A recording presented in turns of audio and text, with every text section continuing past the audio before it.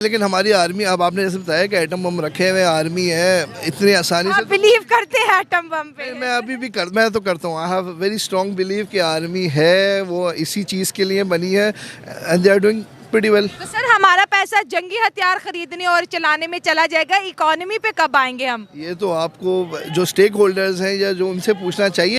मुझे इंडिया में सबसे ज़्यादा अच्छा उनका एजुकेशन सिस्टम मुझे सबसे ज़्यादा अच्छा लगता है इंडिया का।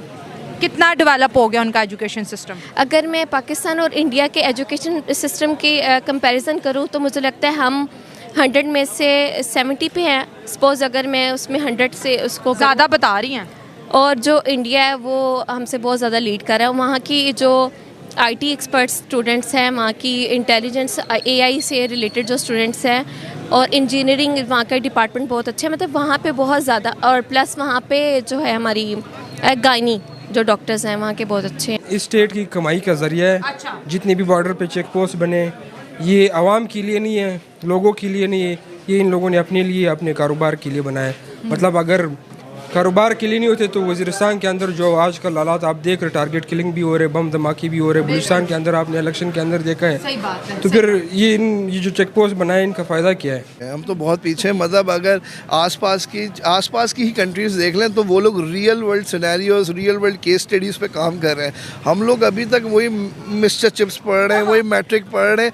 मतलब मेरे बाबा ने मिस्टर चिप्स पढ़ी है। अब आप देख लीजिए कि मतलब मेरे आने वाले बच्चे भी मिस्टर चिप्स ही पढ़ेंगे। मतलब हमने कोई इवॉल्व ही नहीं किया, रियल सिनेरियोज ही नहीं किया हमने। बलूचिस्तान के अंदर मतलब न वहाँ भी यूनिवर्सिटियाँ हैं, न बाकी जो डेवलपमेंट का काम कुछ भी नहीं हो रहा है।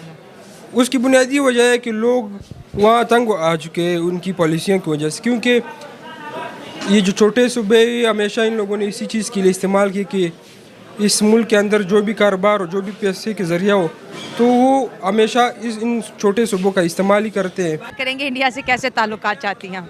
बहुत अच्छे हमारा हमसाया मुल्क है, ठीक है, तो वो फिर तो हमारा हमसाया मुल्क है तो उसके साथ हम अच्छे ही ताल्लुकात चाहते हैं। तो हमारे गवर्नमेंट बार बार एटम बम और जंग की धमकियां क्यों लगाती है? करने दो उनको, कर थोड़ी अफगान तालिबान का जो मूड है वो बहुत ज़्यादा एग्रेसिव है। ट्विटर पे, एक्स अकाउंट पर, इसके साथ साथ बहुत सी वीडियो जैसे हमने कल भी आपके साथ शेयर की थी कि वो 1971 की धमकियां पाकिस्तान को दे रहे हैं और साथ साथ अपनी नफरत का इजहार भी कर रहे हैं और कहते हैं कि अटक तक का जो एरिया है वो अफगान का है और अफगान जो है किसी भी ड्यूरेंट लाइन को नहीं मानता।